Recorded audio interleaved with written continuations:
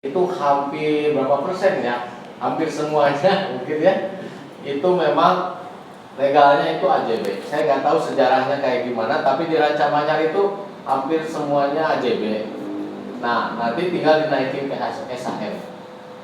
Entah dulunya memang dari Girik atau dari Warkah, ataukah pokoknya di Ranca Manyar mah membeli harga murah 90 jutaan, 100 jutaan, itu yang dipegang hanya AJB. AJB dari yang punya developer ke kita. Legalnya itu riskan ya? Riskan, karena sebenarnya kalau ternyata si tanahnya ada pemilik yang lain, itu sudah menjadi gugur, betul ya Pak? Gugur. Tapi kalau proses yang AJB yang satu lagi itu selalu ada. Makanya ini saya sertifikat SHM. Kalau mau KPR atau jual beli pasti bikin AJB lagi. AJB saya yang ngejual, ibu yang ngebeli, ada bikin AJB. Lalu yang kedua kobrok. Nah, saya cerita tentang kobrok. Kobroking itu kerjasama penjualan rumah antara dua agen atau lebih, dua member atau lebih. Terjadi di prolog sering ya, ketika memang buyer itu menghubungi beberapa marketing. Kadang-kadang buyer itu sumber perpecahan, Pak. Gitu.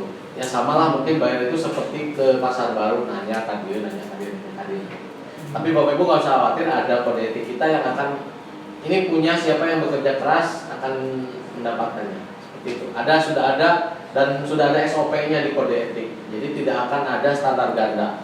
Jadi Bapak akan diperlukan standar ganda karena misalnya kobrok atau double marketingnya dengan Chrome atau dengan struktur, itu semua terikat kode etik. Dengan saya pun kalau saya kalah, karena sudah ada aturannya jelas. Jadi nggak usah khawatir. Kita ingin lebih memberikan asas keadilan, karena yang terjadi kan bisnis properti itu dulunya, nggak tahu sekarang. Dulunya itu terkenal dengan Valentino Rossi dan Marc Marquez, saling tikung. Pura-pura jadi buyer, padahal ngambil listingan. Pura-pura orang hanas atau gitunya nganter, dia PT broker deh. Silahkan Pak, cari yang ada yang kosong nggak? Nah ini aja bawa. Diisi nanti senyum lagi ya. Pura-pura gitu lihat-lihat rumah, besoknya ternyata dia broker lagi, pengen dapat listingan itu. Kalau closing, supaya closing nggak mau berbagi. Padahal rezeki mah berkahnya bukan di situ ya. Boleh sedikit tapi berkah, dapat banyak tapi gancang ya, karena didapat dengan hasil cara yang tidak etis dan tidak baik. Nah, co-broking ini sering terjadi di prolog, sering ketika memang buyer itu menghubungi member karena beda 1 juta dihubungi.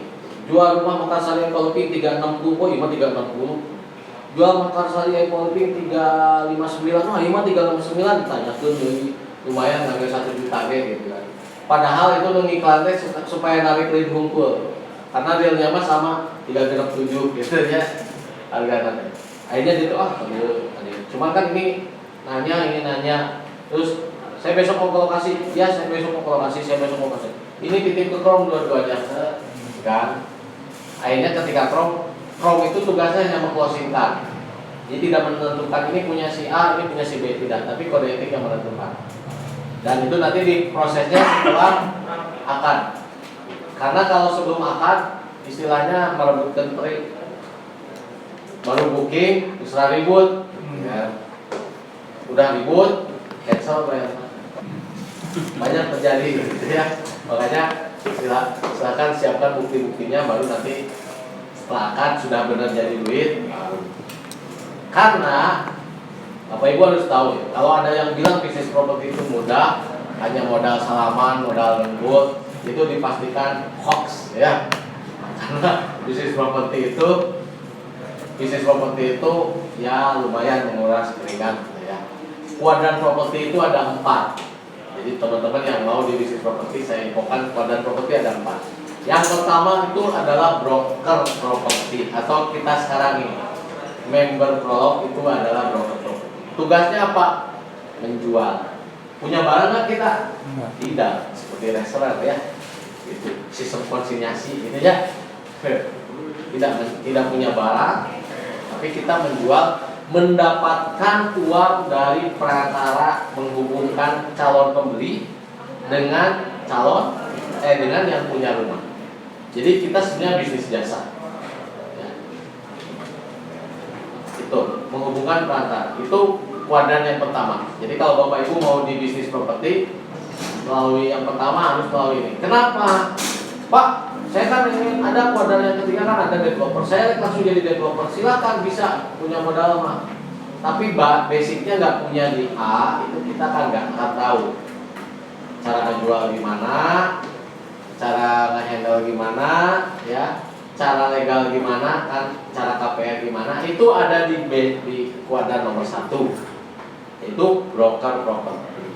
Nanti akan mengalami ditipu, komisi tidak dibayar, terus di PHP bayar, udah akad cair, udah booking cancel, udah cair uangnya habis, udah cair KSP ya jelas namanya. Yang penting mah udah cair, alhamdulillah semuanya segala, banyak deui nyari deui, biasa gitulah. Di broker properti. Yang kedua lebih bagus meningkat, namanya flipper. Bapak udah punya modal, lakukan flipper.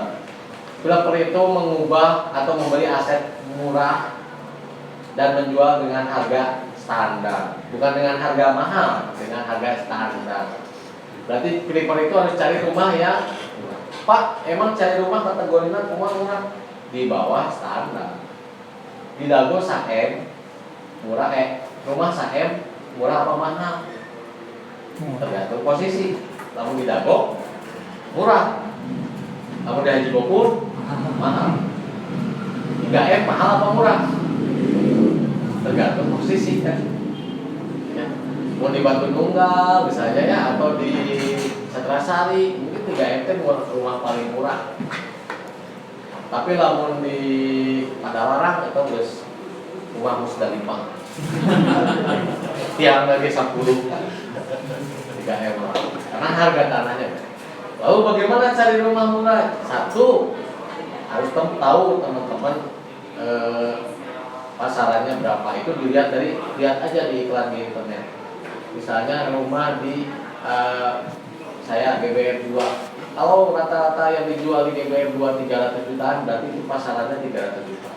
Kalau ada yang jual 150, ambil. Dan biasanya rumah murah itu, flipper itu cari yang memang butuh. Orang lagi cerai gitu ya. Wah Pak, eta mah atuh taruhnya batu ya. Namanya juga selalu ada bisnis dalam setiap kesusahan Pak gitu ya. Mungkin mereka makan karena mau gonok gini, pengen butuh cepet, biasanya dijual murah. Kalau kita siap uangnya, ya langsung beli gitu. Karena biasanya awal itu bunga palingan sakit. Udah, saya mau geus kasih eta teh. Akhirnya dibagi dua sama mereka, nggak mau ketemu lagi. Biasanya orang yang mau cerai jual rumahnya lebih cepat. Lah, kalau orang yang punya duit dia jarang, misalnya yang investasi sampai kabulkan imanawi kadang-kadang nggak mau jual harga murah gitu. Tapi kalau ada yang anak baru, ya itu salah satunya misalnya. Lalu yang mau berobat itu masih jual-jual. Kalau Bapak Ibu pegang duit, punya duit, kuadran yang kedua sudah cukup, silakan lakukan flipper. Itu bisnisnya lebih low risk. Serugi-ruginya lambat terjual. Serugi-ruginya nih Pak, lambat terjual. Dan kita juga ada program flipper. Jadi di Prolog ada program flipper yang nanti Bapak misalnya saya mau ikut flipper nih, kayak tahu listingan Batu Tekno Residen, itu program flipper Pak. Bapak mau ikut jadi investor nih, saya beli misalnya satu rumah tuh 200, dijual 500. Keuntungan Bapak, waktu pajak-pajak Bapak dapat 15%. 60 juta lumayan kan? Hanya modal 2 bulan, rumah sudah jadi. Kita juga punya program flipper. Tapi nanti silakan, itu mah beda divisi dengan saya, kan harus paham di mana ya. Cuman saya bahas tentang flippernya. Keuntungannya flipper seperti itu. Selambat-lambatnya cuman kerugiannya hanya serugi-ruginya hanya telat terjual saja. Tapi sebenarnya keuntungan karena semakin tiap tahun harga properti naik minimal 12%. Silakan Pak. Rumah prefer itu rumah second ya? Kalau rumah dari developer pasti harganya standar, nggak mungkin bukan standar. Nah, rumah baru itu bisa jadi ada sistem prefer. Karena developer baru Pak biasanya butuh cash flow, dia akan menjual 2 rumah pertamanya dengan harga murah. Bapak mau nego dengan developer bisa. Nah, ya belinya harga sakit, kerja 5 pengajuan harga normal bisa. Tapi cenderung lebih stabil. Karena rumah developer itu rumahan inden biasanya, yang harga inden. Tidak menghasilkan uang secara cepat. Kalau mau nge-flip, kalau nggak tanah, Pak, rumah second. Kalau rumah developer ya seperti itu. Nah, tapi ini bab lain karena dengan developer baru Bapak harus tahu legalnya. Jangan sampai Bapak beli ternyata legalnya masih tanah kerjasama. Bapak ada ngasih duit, tanahnya ternyata yang punya tanah terjadi, Bapak hilang uang. Rumit Pak. Yang ketiga yaitu developer. Developer ini Bapak kalau sudah mau, tapi developer saat ini apalagi kena COVID, apalagi yang pakai KYG Pak, aduh pinjam duit sekarang lagi tiada, makanya banyak take over karena penjualan tidak ada, tapi argo harus bayar ke bank jalan. Akhirnya banyak yang developer gulungkan seperti itu. Tapi kalau di Prolog kuadran nomor 3 itu bukan developer, tapi business property owners. Developer itu kalau nemu tanah pasti dijadiin perumahan. Tapi kalau di Prolog itu kalau nemu tanah, lihat kita bagi dua, ada sapi perah atau tukang sapi. Kalau ketemu tanah, kalau itu tanah bisa dijadikan potensi misalnya parkir, itu akan jadi passive income. So, Bapak pernah ke BSM? Siapa yang belum pernah main ke BSM? Berarti semua udah gaul berarti ya. Tahun BSM kan? Ya. Nah, sekarang apa? Transmall ya. Dulu BSM tahun ya? Bandung Supermall ya. Ya. Itu samping rel rumah-rumah di kontrak apa dijadikan parkiran, betul nggak? Itu namanya aset. Sekarang kebayang satu rumah muat 20, satu rumah mau 20 motor, satu motor karena full day kan 20 hari. Nah, jagaan paling apa? Kosnya apa? Mengajakan kembali nonton TV-nya, gitu kan? 20 kali 20 berapa? Itu pasti. Jadi kalau punya tanah cocok ya, video rumah tempat pemancingan, jadi pemancingan itu pasti. Keuntungannya dari biaya sewa yang mancing dan juga aset yang nanti meningkat setiap tahun. Jadi kuadran properti di Prolog itu bukan developer, yang ketiga itu adalah business owners property. Contoh, tempat main ternyata nggak ada WC, beli WC portable. Siapa yang minta pernah ke WC? Pasti kabelannya, gitu kan? Dulu juga saya pernah di area Pangalengan beli 2 WC, cuman karena si pengelolanya kurang efektif, jadi sepi. Jual kembali Pak. Nah itu. Tapi sok kayak WC rest area ya. Paling apa modalnya? Wipol kayaknya. Aja kromna lagi. Gitu kan jadi krom WC Mas. Nungguan dia kotak gitu kan. 2000. Tapi kan kemana Wipol seseges ya, tidak ada budget tambah lagi enggak. Ada kursi lagi? Yes. Itu business property owners. Jadi kalau nemu tanah itu bukan berarti harus jadi rumahan. Makanya di Prolog itu ada yang saya bilang, ada sapi perah, ada tukang sapi, ada peternak sapi, ada penjual sapi. Kalau penjual sapi mah punya sapi jual kan gitu. Tapi kalau peternak sapi punya sapi, ternak, ambil susunya, ambil anaknya, jual. Tapi si sapinya tetap dimanfaatkan kan. Diambil lagi susunya, diambil lagi anaknya yang susunya yang dijual. Nah itu peternak sapi. Kalau penjual sapi dapat sapi murah, jual sapi murah. Boleh nggak? Boleh aja, tapi dia nggak punya aset sapi lagi kan. Kalau sapi sudah habis dia nggak punya sapi. Itu. Jadi di blok ada koordinat propertinya. Saya punya pak.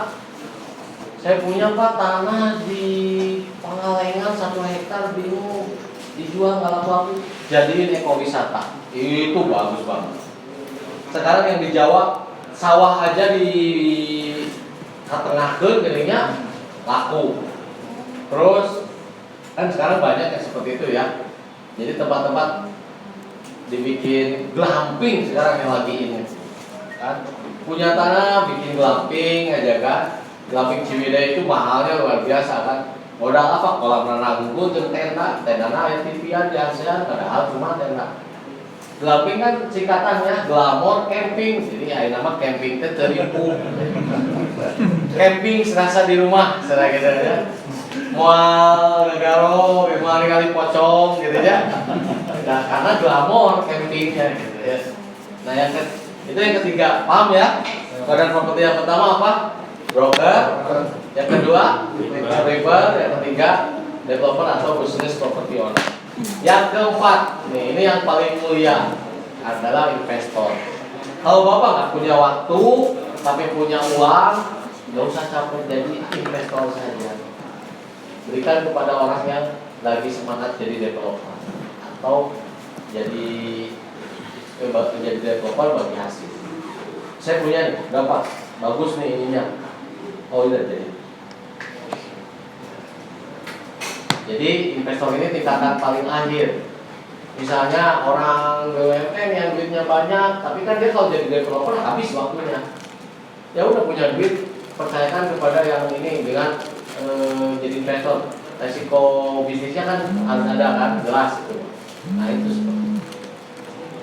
Ada saya bahkan menemukan yang orang itu ketika ditanya kerjaannya apa, jual beli kos-kosan.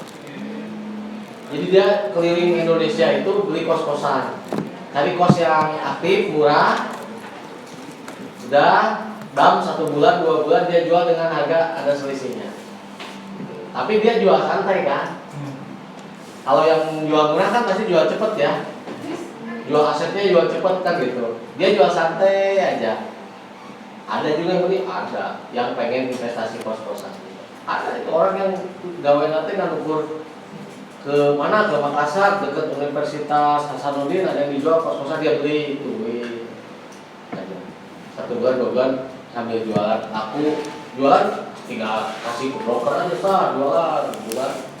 Ada yang dulu baik transaksi dia untuk 300 juta, lumayan kan 300 juta. Buat apa? 1 expander itu. Jadi koordinat properti ada 4. Nah, jadi co-broking ini teman-teman harus tahu. Intinya dari co-broking ini, kalau memang sudah rezekinya teman-teman tidak akan kemana. Dan rezeki berbagi biasanya lebih berkah. Teman-teman nggak perlu memaksakan bahwa itu punya saya. Nanti juga akan ada penilaian dari kode etik. Benar nggak teman-teman ini yang mengiklankan dan bekerja keras mengarahkan. Di prolog mengantar tidak dihitung ya. Jadi kalau bapak ayah bayar biji gitunya. Jadi dulu, ini dulu atau sekarang ya.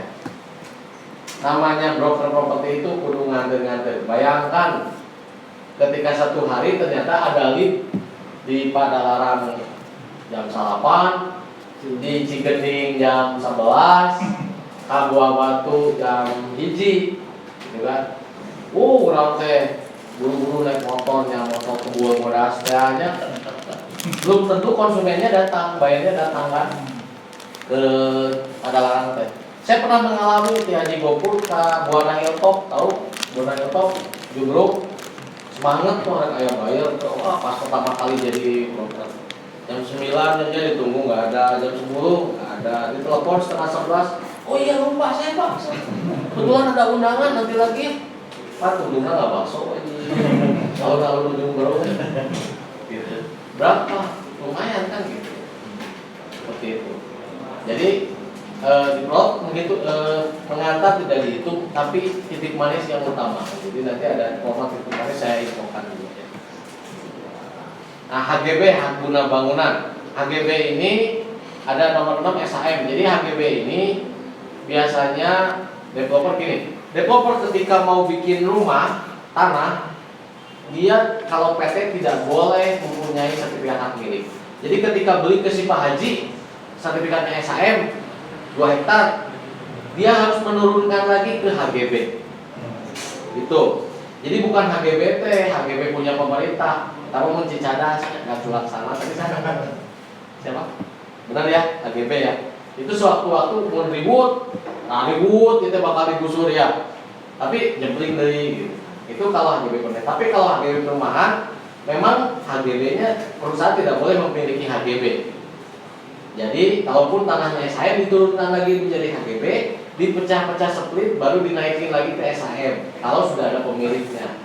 Atau jual dengan HGB. Kalau ada buyer nanya, Pak statusnya apa? Kalau misalnya masih HGB, tinggal jawab saja HGB Pak. Tapi kalau mau dinaikin gampang. Nanti kalau sudah lunas ngurus sendiri biayanya cuma 100 ribuan ke SHM.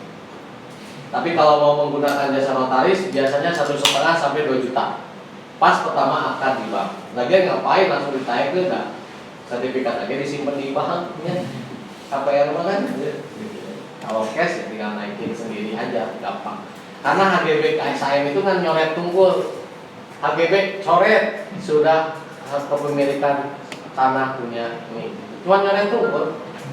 Kenapa saya bilang? Saya pernah melakukan waktu rumah yang Haji Gopur lunas, saya coba lakukan prosesnya sendiri. Ternyata lebih gampang dibandingkan notaris nungguan 2 minggu, sebulan. Kan memang udah giling nunggu ke kantor kelurahan, KBPN gitu aja. Tapi lebih gampang. Mas, kalau HGB developer antara HGB dan SHM kekuatan hukumnya sama aja?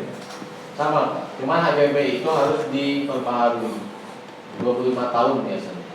Kalau sudah dibeli, dimiliki. Ya, jadi daripada diperbaharui mending menaikkan ke SHM.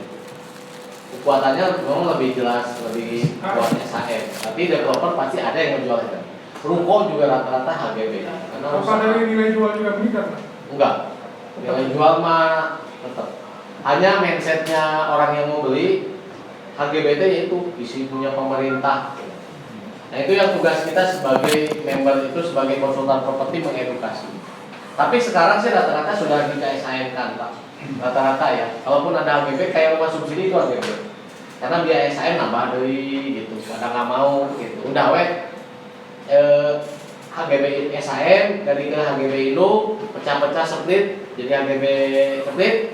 Ya udah sok terserah masing-masing. Developer nggak mau ngeluarin lagi budget. Wah Pak kan murah 2 juta, 2 juta teh sakapling. Memboga 200 kapling. Seberapa kan developer nggak keluar dari budget istilahnya. Jadi kalau masing-masing kan 2 juta mah kayak gitu ya. Backlog kesenjangan antara rumah terbangun dengan rumah yang dibutuhkan rakyat. Hari ini terjadi backlog, iya. Banyak yang butuh rumah, betul? Betul. Banyak yang nggak punya duit juga. Jadi backlognya yang butuh rumah banyak, tapi Uangnya nggak ada. uangnya nggak ada. Tapi kalau di sini jumlah rumah terbangun dengan rumah yang dibutuhkan rakyat itu ada backlog. Makanya sekarang kalau ada yang Pak saya tolong cariin saya punya DP 5 juta, cicilan 1 juta, kalau bisa deket PPJ. Saya di gang. KPR Pak. KPR itu nggak bisa gang, harus masuk mobil. Itu banyak kok, banyak saya menemukan hampir tiap hari. Pak, saya sorbuk cicilan 3 juta Pak. Gaji saya 3,5 juta, nggak apa-apa hidup 500 juta. Dari 500 ribu. Itu tidak bisa aturan banget. Karena yang saya alami juga dulu nekat nyicil, saya sanggup lah nyicil sakit. Kenyataannya ternyata biaya hidupnya ternyata gede. Makanya ternyata memang orang analis bank itu sudah jaga 30% atau maksimal 50% dari pendapatannya dia sudah punya pikiran bahwa orang tuh hidup dengan 50% dari gajinya atau 70% dari gajinya. Seperti itu. Ya. Jadi rumah subsidi yang terdekat di mana? Maros, Jasari, Ibun, Majalaya, Parakan Muncang, gitu ya. Konsumen mas, aduh nggak mau Pak, saya jauh Pak. Ada nggak yang deket ke pasar baru? Cicilan 1 jutaan itu Bapak begini tinggalkan saja, doakan saja. Oh nanti kalau ada saya kabarin, udah. kan nggak ada, jadi nggak usah dikabarin lagi. Pak, Prolog kerjasama juga dengan perumahan subsidi. Nah, gini, saya beberapa kali pengalaman dengan rumah subsidi, banyak yang kurang bagus di segi pembayaran komisi. Bahkan ada yang nggak dibangun. Bapak kalau baca berita kemarin ada subsidi bodong, Ya. ada larang, itu saya closing 27 di situ. Tahap 2-nya 9. Tidak dibayar kan, karena tadi dibangun. Itu dulu saya closing di situ 27. Makanya sekarang ya sudah kita panggil aja jadi saksi gitu. Tapi itu pertama kali saya belajar di bisnis properti di rumah subsidi, Pak. Itu jempol semua, orang teh ngetikan, nanya teh, hampir ya jawab, karena orang ternyata kan butuh rumah ya. Itu pengalaman yang pertama, akhirnya berlanjut ke pengalaman yang kedua. Grand Cendana, Bapak tahu yang di Arjasari, itu juga sama. Jadi akhirnya pembayaran Ranau Estate, Pak, tahu Pak Ranau Estate? Di Baros juga, sebelum Baros, sebelum Pelangi, ada perumahan Ranau Estate. Itu sampai sekarang belum membayar komisi ke kita. Terakhir Parakan Muncang, akhirnya mendingan daripada saya jualan cupang gitu ya, mendingan kita jualan ikan yang lebih itu energinya sama Pak, jualan subsidi teh iklan 1, 2, 3 ya, komisinya lumayan lah, 2 jutaan, 1,5 gitu ya. Mendingan jualan SLM-nya, komisinya 20 juta. Iya Pak, cuma Pak rumah subsidi itu Pak gampang dimiliki Pak. Kata siapa? Iya, karena begini Pak, BPJS Tenaga Kerja buat peserta BPJS Tenaga Kerja itu dari BPJS Tenaga Kerja memberikan uang buat dana talang ke bayar rumah subsidi Pak. Itu kurang lebih dana talang yang diberikan itu 30% atau 50%. Syaratnya rumah subsidi itu berat Pak. Jadi harus rumah pertama harus dihuni, gaji nggak boleh lebih dari 7 juta sekarang Pak. Nggak boleh lebih. Kalau dulu mah gaji pokok dihitungnya, sekarang mah take home pay. Dan kuotanya BTN sudah habis Pak. Jadi kalau mau rumah subsidi ke BNI. Kalau BTN nanti berlakunya bunganya itu subsidi silang. Jadi maksudnya 5 tahun naik, 5 tahun naik, 5 tahun naik. Kalau BTN ya. Tapi kalau ke BNI dia masih punya kuota subsidi banyak.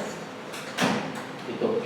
Karena kan disubsidi pemerintah, jadi harusnya 10%, cuma bayar 5% flat rumah subsidi. Tapi kalau Bapak mau coba jual rumah subsidi mana? Kalau saya sudah pengalaman beberapa kali, komisinya nggak cair, malah yang itu yang paling parah yang nggak dibangun. Yang kasihan sih saya mah komisi mah mungkin belum rezekinya ya, tapi bayarnya yang udah bayar 80 juta, 60 juta, kan pasti uang peri semua. Karena rata-rata yang beli rumah subsidi itu punten MBR, masyarakat berpenghasilan rendah. Makanya namanya juga MBR. Itu nanti ada di sini LPP namanya. Program Likuiditas, Fasilitas Likuiditas Pembiayaan Perumahan. Itu untuk rumah subsidi. Dan rumah subsidi sekarang kita jualan tak sebenarnya, tapi yang bonafit cuma bukan di Bandung, di Cikampek. Ada Gria Indah Cikampek. Kalau Bandung belum lagi. Saya belum inilah. Rumah swasta yang ini ya? Cikampek ready stop, makanya kita mau jual. Dan itu lokasinya kita pernah visit ke Cikampek, lokasinya itu sisir pisar pabrik Dunlop, jadi lokasinya strategis banget. Nah inden rata-rata sekarang perumahan inden Pak, jadi inden karena developer lama dulu ya membangun dulu ngejual. Contoh developer lama di Prolog apa? Puri Cisaranten punya siapa? Punya Pak Budaya Prawira yang raja kos-kosan calon wali kota dulu. Dia bangun dulu baru jual. Akhirnya sebelum sama Prolog nggak jualnya 1 tahun ini. Sedangkan bangunan kan ada itu berapa biaya yang keluar kan gitu ya. Nah alhamdulillah sekarang udah mau sold out sih.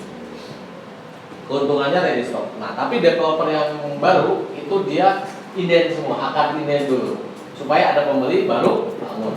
Ada pembeli baru bangun. Paling bikin rumah contoh 1.